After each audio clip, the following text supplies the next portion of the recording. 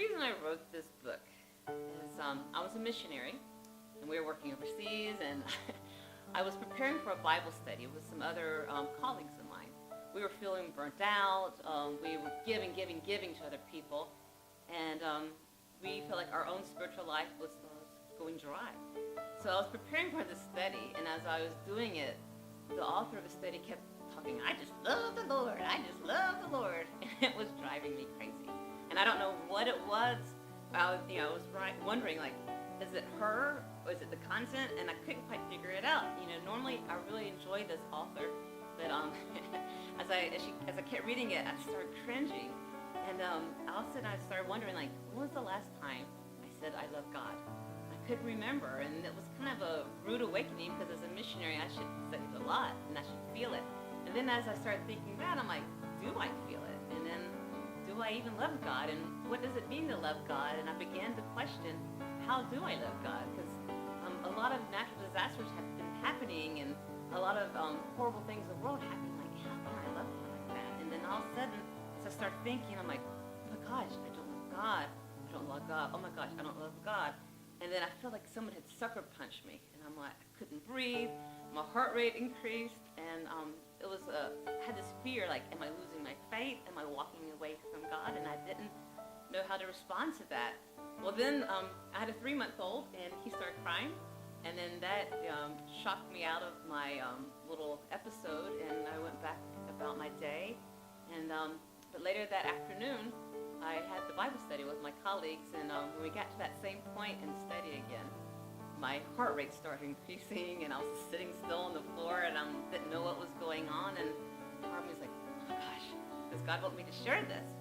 And I started getting nervous, and these were friends, and I started looking around the room, and I'm like, well, these are safe people, I can share this with them. But we were a group of very talkative women, and everybody's just talking away, and I'm like, okay, I'm safe. I'm not going to interrupt anyone to tell them I don't love God anymore. And then all of a sudden the room went quiet, and it was one of those awkward silences where no one was speaking, and we're all just kind of looking around like, oh, humming. So then all of a sudden I started talking, and I don't know what I was saying. I was just talking about that part of the study, and the next thing I know it, I'm like, I don't think I love God anymore. And it was like, I mean, they're almost like, oh my gosh, everyone, like, some were like, looking around the room, like looking everything but are at me. Others were looking at the carpet. One girl looked like I had like socked her in the face, and another that I was enjoying a cold or something. And but no one really knew what to do with me, and it was quiet again. And finally, one of the old women in the class goes, of course you love God. You're just in a stressful time in your life. You have a newborn. You're in a foreign country. Things will get better. And everything she was saying was true, but something in me made me think, that's not it. There's something more to this. That was the beginning of the journey. And it took a couple of years, it took many years actually, and God began revealing hindrances that were preventing me from really seeing Him and experiencing His love and loving Him.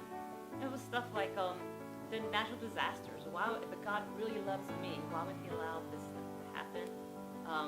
Jesus to me was a bit boring. I mean, He was always monotone and kind of sitting there like this. And I'm like, how can I get excited about a God like that? And as I read and studied and sought God, He began showing to me who Jesus really was and what He did and the many things He did to help change the world for women and minorities and foreigners. And that is the type of God I can get excited about.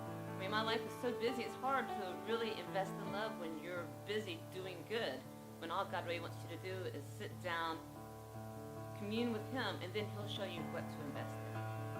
So this book is not just to give you my story, but it's to inspire you to start your own journey, to seek out God and ask questions and find your own hindrances that may be putting a damper on your relationship.